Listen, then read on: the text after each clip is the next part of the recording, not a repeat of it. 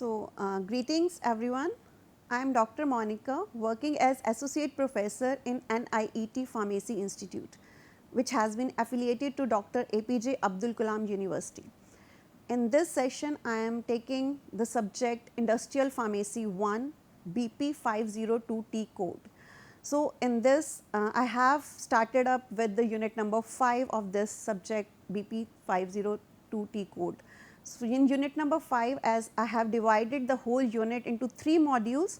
First module was cosmetics, second module is aerosols, and third module is your packaging. So, out of these 3 modules, first I have started with the cosmetics part. In my first session of unit number 5, I discussed about the skin care products like cold cream and vanishing cream. I told you about the difference between cold cream and vanishing cream, and in this session I am mainly focused on the 2 parts. One is shampoos and second one is hair dyes. Formulation, we will cover up formulation and preparation of shampoos, as well as we will try to focus on the formulation and preparation of hair dyes.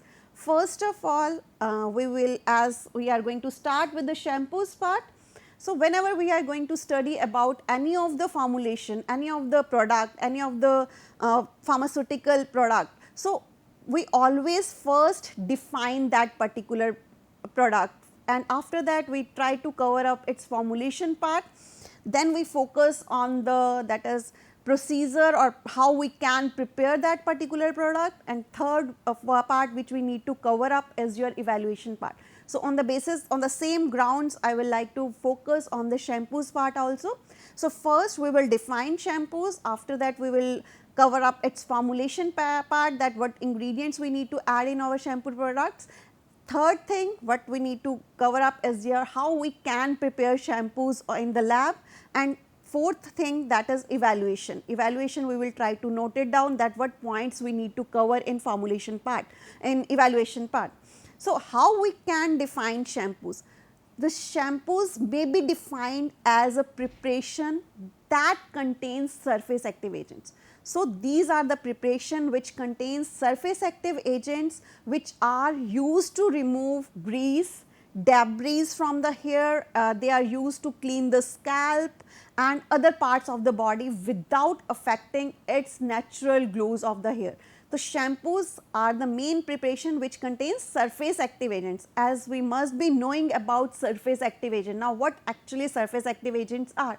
Surface active agents are the agents which reduces the surface tension in the biophysics systems, reduces the interfacial tensions. These are the ingredients which reduces the surface tension. So, these are used to remove dirt, grease and debris from the hair, but they will remain, and shampoos will maintain the glows of our hairs. Our glows remains as it is. Secondly, we can also define shampoos as a viscous cosmetic preparation with synthetic detergents used for washing the hair is called shampoos. So, viscous cosmetic preparation which contains synthetic detergents. Thirdly, we can also define them as its principal function is to clean the scalp such that it should become free from sebum as well as from the foreign substances. So, our hair must be clean after applying the shampoos. They must remove the grease, they must remove the dirt, they must be able to remove the debris, they must be able to make our hairs free from sebum. So, these all characteristics a shampoo must have. So, this is the way how we can define our hair shampoos. Second thing which we need to know is what are the main ingredients which we need to add in our shampoo formulation. Formulation part, how we can cover up that, what are the main ingredients. As I have told in my previous slide that one main ingredient is surface active agent which is called surfactant, जिसको हम surfactant कहते हैं, and that surfactant generally the ingredient which we use is ammonium lauryl sulfate and sodium lauryl sulfate as well as sodium laurate sulfate. So, these are the main ingredients which we can add, which can act as a surfactant. So, mainly most of the shampoos contains these agents, that is ammonium lauryl sulfate, sodium lauryl sulfate and sodium laurate sulfate. Other ingredients, if we see that from our hair shampoo formulations contain surfactants. Along with surfactants, also we need to add conditioners in our preparation. We need to add thickening agents that will maintain the rheology of our product. We need to add our forming agents within the products. We need to add preservatives. We need to add aesthetic additives, pH buffers, and dispersing agents. So, these are the main ingredients which the shampoo must contain, so that we must have a good formulation at the end. We must get a good formulation. So, the basic ingredient is surfactants, but along with that surfactants, we also need to add other agents like thickeners, conditioners, preservatives, buffering agents, etc. So, first of all, we need to focus on surfactants. Now, what we mean by surfactants, as I have told, that surfactants are surface active agents. Now, surface active agents, as they reduces the surface tension, they are structure. If we focus on the structural part, they have head and they have tail. In the same structure, they have hydrophilic characters as well as they have hydrophobic character. Within the same molecule, we have hydropolar head and a hydrophobic tail. So, in that way, you need to understand that surfactant is a ingredient which always have two components within the same structure. One is hydrophobic and second one is hydrophilic. So, that is why we can cover up as a on the basis of HLB scale, we can define surfactants. So, on the basis of HLB scale, you must have studied the HLB scale in your physical pharmaceutics subject. In physical pharmaceutics, what you did, you must have studied the chapter number that in which was containing surfactants, surface tension and interfacial tension. In that part, you must have studied about the surfactants, that surfactants are the agents which are which reduces the surface tension within the biphasic systems, and they have both hydrophobic characteristics and they have within the same molecule and hydrophilic characteristics. And we can divide surfactants based on that into various categories, like on the basis of HLB value, like 0 to 3. If the HLB value of any of the excipient is lies between 0 to 3, then they are known as anti-forming agents.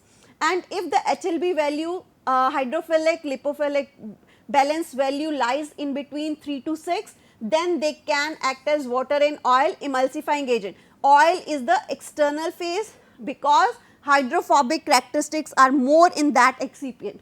After that, we have wetting agents and spreading agents. Surfactants can act as wetting agent, they can act as that is spreading agents. But the agents which are having HLB value within the range of 7 to 9, they are known as wetting agents. After that, if the value of HLB lies in between, that is 9 to 12, in between 9 to 12 or in between 8 to 16, then they are known as oil in water emulsifying agent. As the hydrophilic characteristics is going on increasing from this end towards this end, hydrophilic characteristics is increasing. That is why you can see that we have oil in water emulsifying agents. Water is the external phase, in that they will act as oil in water emulsifying agent. So, surfactants also can act as detergents. If the HLB value lies in between 13 to 15, then they can act as detergents, as well as they can also act as solubilizing agents if the HLB value lies in between 15 to 18.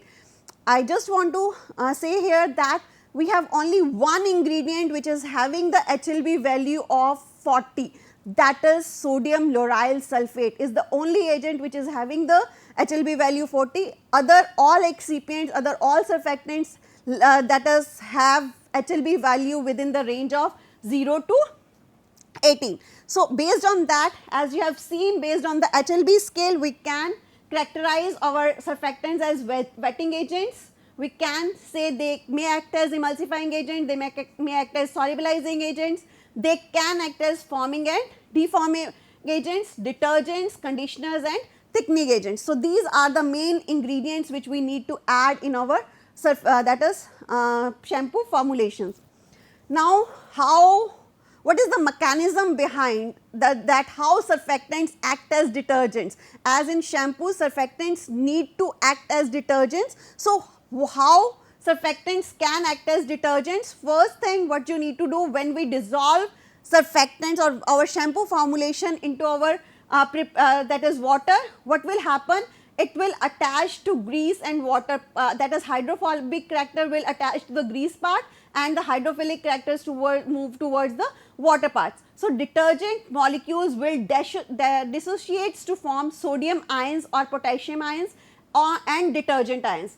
Now, what will happen? Hydrophilic regions dissolves in water, hydrophobic region will dissolve in grease. जो hydrophilic part होगा that will dissolve in water part and hydrophobic जो part होगा that will dissolve in the grease part and after that detergent ions will remove the grease when the water is shaken with the that product. So, in that way detergents will the detergent will take grease along with that. So, this is the way how surfactants are able to remove the dirt from the hairs. Second thing, how we need to know about that how surfactants can act as wetting agents. How they can act as wetting agents, that means wetting effect we can define based on the that is angle. Contact angle defines that wetting characteristics of any of the surfactants, that if contact angle lies in between, that is it is 180 degree centigrade, that between liquid and the surface, if the angle is 180 degree centigrade degrees, then the characteristics of surfactant is non-wetting. If the angle is greater than 90 degree, here also we can see that the wetting will be very less, and if the angle is less than 90, we can see wetting will be proper, the liquid will get wet on the surface of the layer. And last one is your contact angle 0. That contact angle 0 defines that proper wetting occurs, that liquid as well as the grease properly wet and it will get removed from the surface. So, in that way the surfactants must be able to reduce the contact angle. As they will reduce the contact angle, they will be able to remove the grease from the hairs, they will be able to remove sebum from the hair, they will be able to remove the that is other debris from the hair. So, in that way surfactants can act. Other ingredients, surfactants can be, we can define surfactants into various categories like anionic surfactants we have non-ionic surfactants, cationic surfactants and amphoteric surfactants. The main surfactant which we mainly used in our that is shampoo formulation are the anionic surfactants. Other agents which we need to add in our formulation part are the that is foam boosters.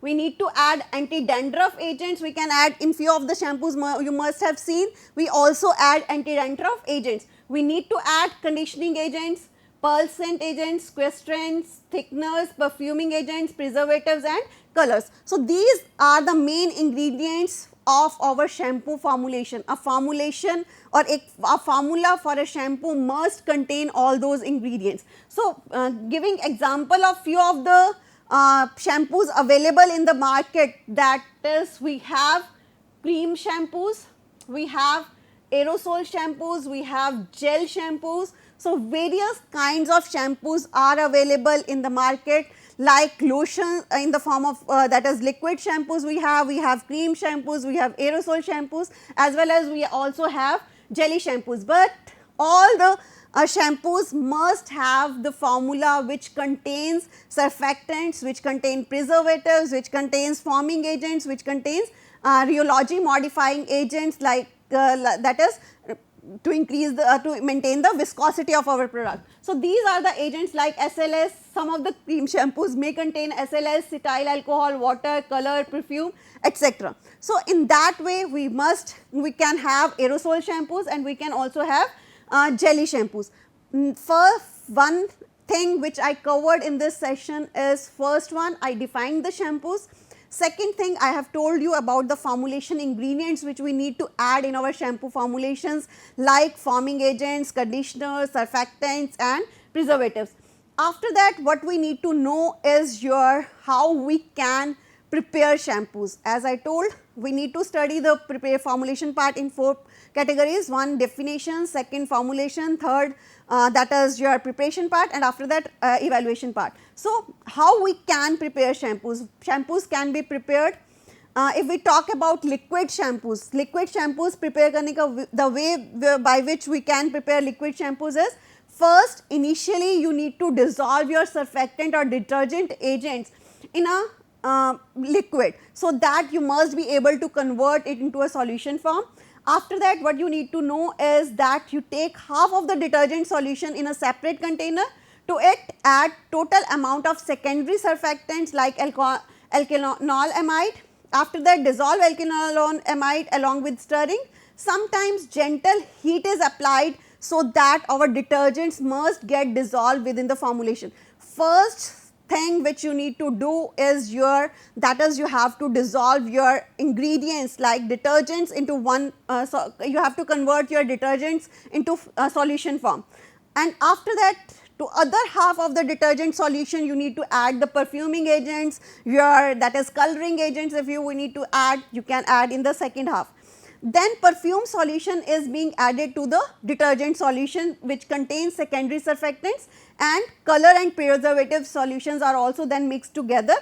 After mixing all the solutions like containing one solution was containing detergent, second solution was containing the secondary surfactants, and third solution was containing the colors and preservatives, all the 3 are mixed together to generate a shampoo formulation. The whole solution is mixed well with gentle stirring. Stirring is required during the mixing part. So, excessive stirring may lead to bubble formation. So, you have to avoid the excessive stirring. Excessive stirring you can't do. Final volume of the preparation is adjusted always using a sterile water. We have to use sterile water if we want to adjust the level of our preparation. So, in that way we can prepare our clear liquid shampoo. Second preparation is your preparation of gel shampoos. How we can prepare gel shampoos? The technique which we use for the preparation of gel shampoos is similar to that of what we are using for the liquid shampoos, but in this case the method involved is in the preparation of gel shampoo is similar to clear liquid shampoos, but after preparation what you need to do is you need to add thickening agents and gelling agents into your formulation. Gelling agents are the agents which maintain the rheology, which convert the liquid to the gel formulation. So, at the end, like hydroxypropyl methyl cellulose is one of the ingredient, one of the gelling agent which we can incorporate or which we can add to our normal shampoos, liquid shampoos. It will convert our liquid shampoos into the gel shampoos, but some of the gelling agents also require heating part. So, by heating you can dissolve all the gel ingredients and convert, after cooling it will get converted to the gel. And third thing is preparation of aerosol shampoos.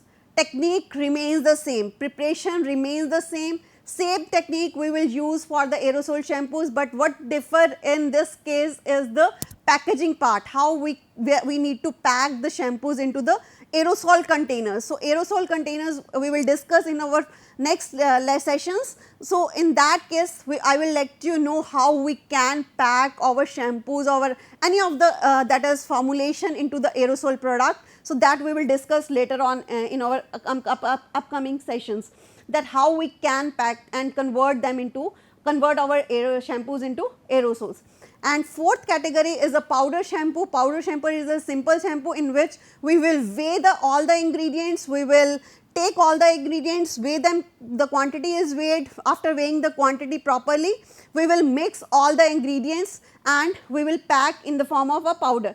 So, powder shampoo is prepared by simple blending. We don't need to do any kind of dissolution, or we don't need any kind of that is stirring. We just need to blend the powders, whatever powders we need to mix within the formulation ingredients, we just blend those ingredients, but the particle size we need to take care that the uniform particle size of the powder must be there. For that we can also evaluate the particle size of our products.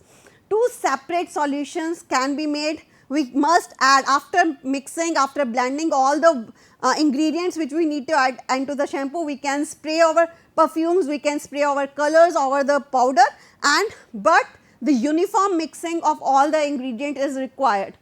So, in that way we can prepare our shampoos. First thing we learned about definition part, second thing we studied about formulation, and third thing we have studied about the preparation part, how we can prepare our shampoos.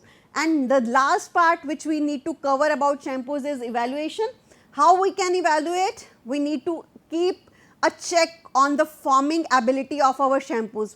What is the forming ability of our shampoos? What is the detergency cleansing action? As they have to clean the debris or clean the grease, we need to check the detergents, that they must have a good detergency action and cleaning action. We need to check eye irritation, the shampoos must not cause any kind of eye irritations, so that also need to be evaluated. We have to evaluate on 3 categories, 3 bases. One is we can go for in vitro studies, we can go for in vivo studies, we can go for ex vivo studies, but the evaluation quality check we need to perform at the end of each formulations. Like in this case, forming stability we need to determine, we need to determine detergency action, we need to go for eye irritation test, oral toxicity, pH must be maintained, pH of the preparation must be constant. Skin irritation test we can do, we can go for the viscosity measurements, means that rheology, that porability of the shampoos must be of optimum level. So, viscosity measurement is also very important, and in the last we need to perform the antimicrobial test, that your shampoo formulations must not contain any of the microbes within the formulations. For that we can go for various kinds of assays on the microbes, or we can go for the, we can have various kinds of cultures in which we can put the shampoo preparation, and we can see that it must not have any kind of antimicrobial impact. After that, hair dyes. Now, first we covered up the shampoos part. In the second second I would like to go focus few points on the hair dyes. Hair dyes or hair color is a chemical tool, and hair dyes are the main products which are being used nowadays at very commonly. People are using these agents. Types of hair colors may be temporary, may be semi permanent or permanent hair colors. We have 3 types, one is temporary, we have semi permanent, and we have permanent hair colors which are available in the market. The color of the hair is due to mainly due to the melanin. Melanin is the main agent which is responsible for the hair color. Your hair color may be dark, hair color may be red, blonde, it may be grey, but all depends upon the melanin amount. If melanin amount is good, that color will be your hairs will be dark in color, but if the grey hairs occurs mainly due to the progressive decline in tyrosine, an enzyme necessary for synthesis of melanin. So, that is the main reason why our hairs get grey. So, to maintain that hair, we need to prepare our hair dyes, and hair dyes generally contains these agents like modifiers, antioxidants, alkalis, soaps, and ammonium or wetting agents. After that, the modifiers mainly are the ingredients which gives color to your that is hairs, and antioxidants are the which protect the dye from oxidizing with air. After that, alkali actually change the pH of the dye formula. So, these are the main agents you need to add into your formulations. These are the few examples which you can note it down, that what agents need to be added within the hair dyes. After that, one thing, how we can prepare? We can prepare by checking the ingredients, weighing ingredients, all the ingredients, pre-mixing, mixing, and then filling into the packages. One main evaluation parameters we need to focus on hair dyes is to do the allergy test before using any of the hair dye. Remove earrings behind the ear, put a cotton plug, mix it with colorant and apply for minimum 48 hours, and check there should be no irritant or irritancy behind the ears after applying it for 48 hours. After that, consistency you can check the spreadability as well as the color uniformity of the product.